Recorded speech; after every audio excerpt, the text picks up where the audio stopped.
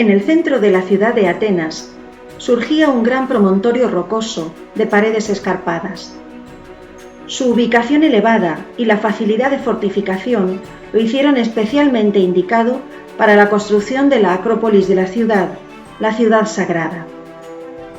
Con el paso de los siglos, los edificios públicos fueron extendiéndose no solo en la cima, sino también en las laderas y el pie de la roca. La fortificación más antigua data de la segunda mitad del siglo XIII a.C. Este muro ciclópeo tenía dos entradas, una al norte y otra al sudoeste, que más tarde será el acceso de los propíleos. Las murallas se fueron completando con distintos tramos de muros, los muros pelárgicos, que protegían sobre todo la ladera sur, que por orografía era más accesible. En esta primera etapa hay constancia de que la roca estuvo habitada. De hecho, la edificación principal era un palacio donde vivían los primitivos reyes de Atenas.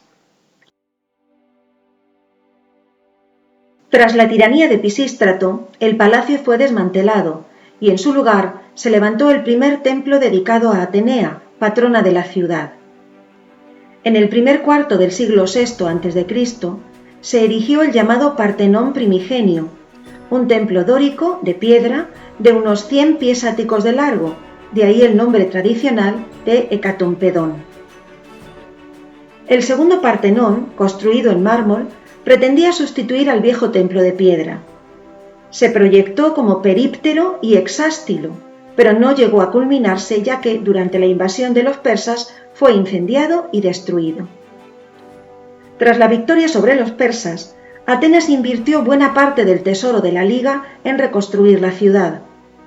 La Acrópolis fue el espacio más cuidado gracias al proyecto global avalado por Pericles, que contó con los mejores artistas de la época. Las obras comenzaron en torno a mediados del siglo V a.C. y para finales de ese mismo siglo, la Acrópolis ya contaba con los edificios más emblemáticos. No obstante, el recinto sagrado y su entorno siguió completándose y modificándose durante siglos. En el recorrido por las edificaciones de la Acrópolis de Atenas proponemos dos zonas diferenciadas.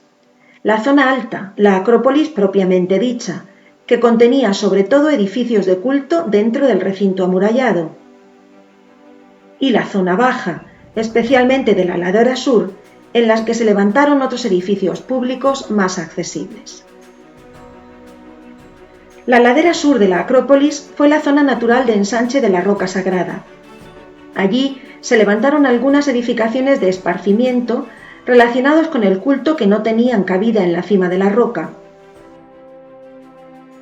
Aprovechando el declive del terreno, se construyó, anexo al pequeño santuario dedicado a Dionisos, el gran teatro de piedra que sustituyó al provisional de madera. Llegó a contar con espacio para 16.000 espectadores.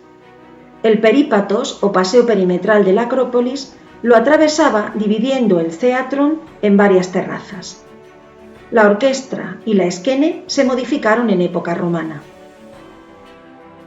Junto al teatro, Pericles mandó construir otro espacio escénico adicional, el Odeón o Teatro de Música. Era un edificio de planta cuadrada, concebido como una gran sala hipóstila, sostenida por columnas, con gradas de madera para los espectadores. La madera para este edificio provenía, según la tradición, de las naves de la derrotada armada persa. Desgraciadamente, el edificio ardió en época romana y fue reconstruido posteriormente. Adosado a la falda de la Acrópolis, en el extremo noroeste del teatro, se levantaba un santuario dedicado a Asclepio, dios de la medicina. En realidad se trataba de un conjunto de edificios que incluía un pequeño templo con un pórtico de 4 columnas frente al cual se ubicaba un altar. Un edificio porticado de 2 pisos albergaba los aposentos para los enfermos y el acceso a un espacio circular en forma de cueva donde manaba un manantial medicinal. El pie sur de la Acrópolis se completaba con un largo pórtico, regalo del rey Eumenes II a la ciudad a principios del siglo II a.C. Este pórtico se convirtió en el espacio de comunicación entre el teatro de Dionisos y el nuevo Odeón musical añadido a la Acrópolis en el siglo II después de Cristo por Herodes Ático.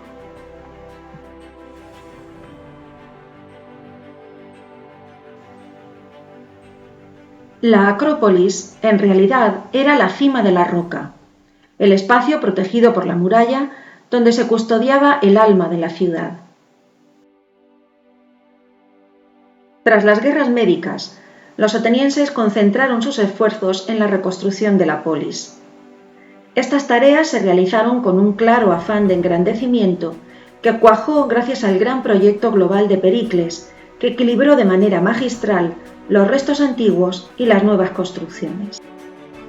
El acceso principal a la Acrópolis fue modernizado, según diseño de Mnesicles, con una serie de espacios porticados.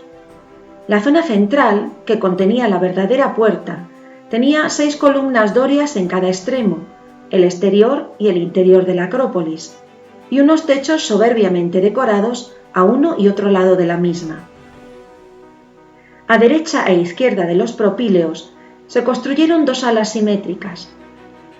El ala norte estaba constituida por un atrio de 3 columnas dorias y una sala interior dedicada a la exposición de pinturas, de ahí su denominación de pinacoteca. El ala sur, apenas un espacio porticado que equilibrara las fachadas, pudo servir como depósito documental, lo que justificaría su nombre de biblioteca.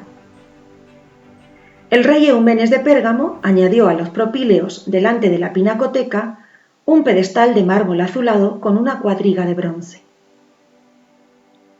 Sobre un gran pedestal, a modo de torre vigía, se erguía un pequeño templo dedicado a la Victoria identificada con Atenea.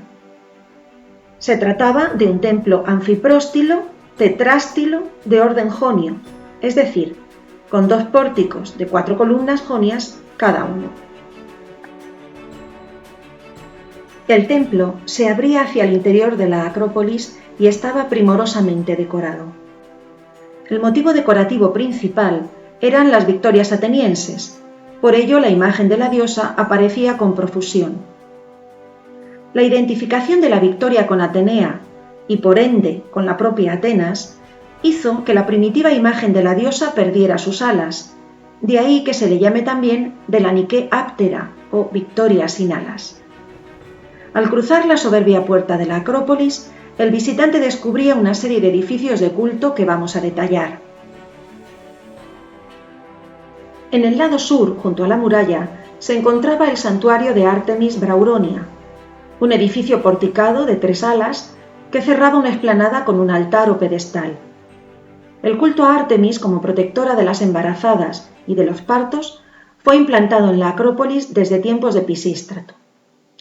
Anexo al santuario de Artemis, cerrando igualmente el borde sur de la roca, se encontraba la Calcoteca, un espacio porticado con columnas también en el interior que se utilizaba para guardar y exponer los muchos y hermosos objetos de bronce ofrendados a la diosa Atenea.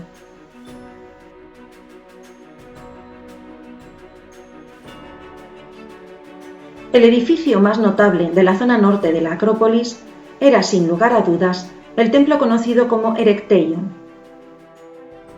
Dedicado originalmente a Atenea y a Erecteo y Cécrope, fundadores mitológicos de la ciudad, sufrió varias remodelaciones que le dieron su singular configuración final. El cuerpo principal del templo, de planta rectangular, escondía una división en 3 naves interiores y tenía 2 pórticos de orden jónico al este y al oeste. Tras la consagración de una de las salas interiores al dios Poseidón, se construyó un nuevo pórtico de acceso lateral orientado al norte.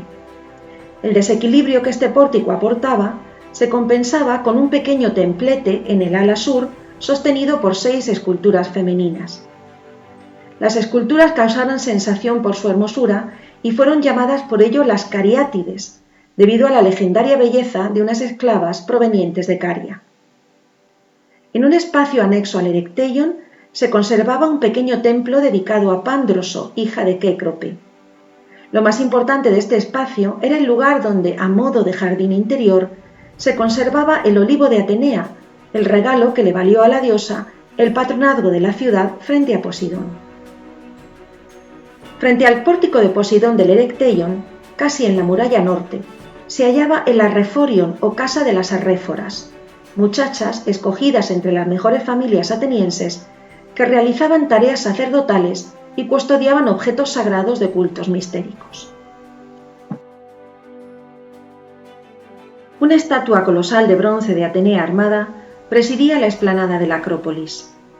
Aunque el interior del Partenón guardaba la imagen criselefantina de la diosa, esta escultura, tanto por sus dimensiones como por su ubicación, era el auténtico emblema de la ciudad, ya que su brillo al sol la convertía en un verdadero faro para sus habitantes. Sin lugar a dudas, el centro de la Acrópolis lo ocupaba el templo principal, el Partenón dedicado a Atenea Párcenos o Atenea Virgen. Sustituyó al viejo templo destruido durante las guerras médicas. Pericles promovió la reconstrucción e hizo de este templo la joya del proyecto. El edificio fue diseñado por los arquitectos Calícrates e Ictinos y decorado por Fidias. Combinaba la solidez del estilo dórico, utilizado en todo el perímetro exterior, con el más suave y femenino jónico de algunas zonas interiores. Se trata de un templo períptero y octástilo, lo cual lo hacía excepcional, pero manteniendo siempre en cada una de sus dimensiones una cuidadosa relación de proporciones, la proporción áurea.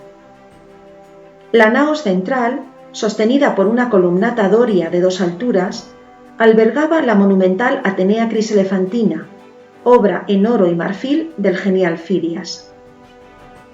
Los frontones, las metopas del entablamento y el friso corrido del muro interior fueron también esculpidos por Fidias.